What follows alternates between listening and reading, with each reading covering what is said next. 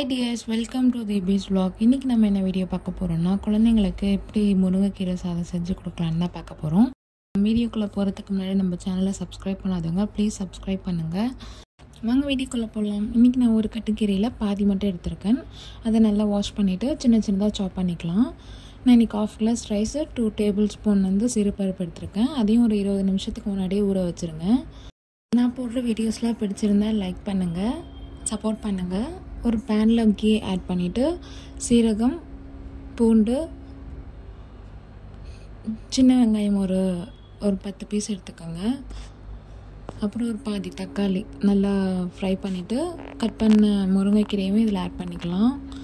நல்லா குக் பண்ணதுக்கப்புறம் ஒரு 2 to 3 minutes நல்லா குக் பண்ணதுக்கப்புறம் உப்பு, மஞ்சள் தூள், பெருங்காயத்தூள் ஆட் பண்ணிக்கோங்க. டேஸ்ட்டுக்காக நான் 1 ஸ்பூன் சாம்பார் பொடி ஆட் பண்ணுறேன்.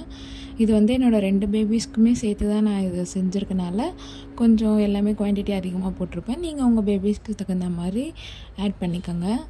ஒரு 4 to 5 விசில் கொடுத்ததுக்கப்புறம் நல்லா மசிச்சு விட்டதுக்கப்புறம் பேபிஸ்க்கு ட்ரை பண்ணி பாருங்கள் நீங்களும் இந்த ரெசிபியை. தேங்க்ஸ் ஃபார் வாட்சிங்.